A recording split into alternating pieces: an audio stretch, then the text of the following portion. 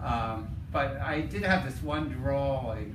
Well, Richard did this book and show in Modena called The Mannequins of History.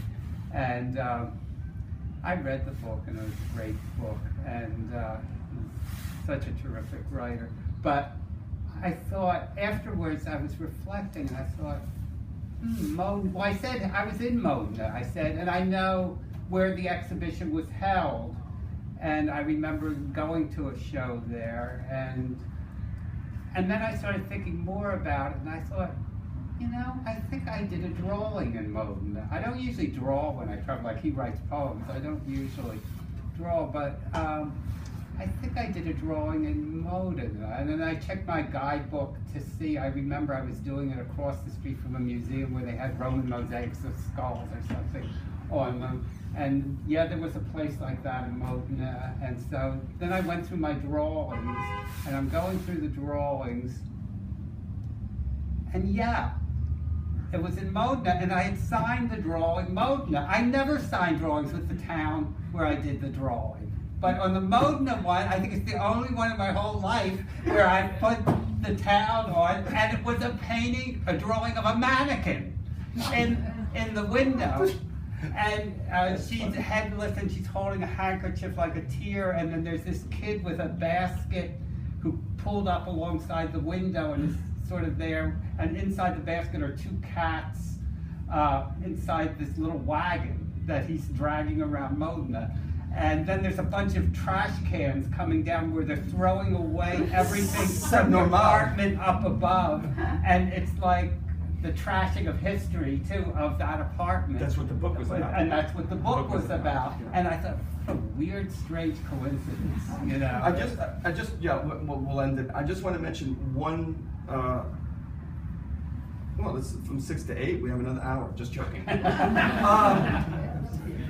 Just want to mention this book that George has so graciously mentioned, The Mannequin in History, was a book. I was vilified for the exhibition, and well, I should have been, because the exhibition was just a put-up job, and I was kind of like set up for the exhibition. But I didn't allow myself to be compromised in the book. And The Mannequin in History was a book that absolutely just went through every aspect of the art world and criticized it. The curators, the museum directors, the artists. There was no aspect of the art world that I didn't criticize, and myself as well. And it was the only exhibition, I described the exhibition as the only exhibition that really hated itself. It really didn't want to be an exhibition. It saw all of the games and power that was being played. And when the book came out, all the people who had criticized the exhibition for the money that went into making the exhibition, they never once read the book and said, you know, gee, this curator is a kind of weird fellow. He's criticizing himself, the artists in the show, the whole money-making aspect of it. None, not one iota. No one ever mentioned the book. So the only person who's ever mentioned the book is a person who just subconsciously had a connection to it based on your question, which was, what is the connection between writers? Is there one? No, there's a telepathic connection between this artist and this writer, but there was absolutely none in a more direct. I'm gonna just read just one more poem just to close out the evening, unless anyone else has something else to say, because I'd rather hear other people speak than me read. Anyone else have anything else to say? Okay, let me pick one. Not the one on Faulkner.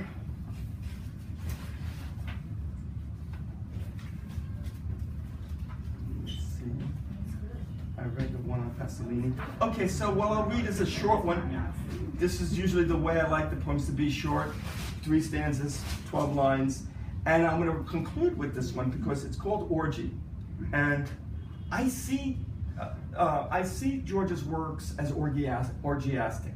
They're like, each one of them is a little orgy. If you look at them closely, they always have, like, look at those 2 cats.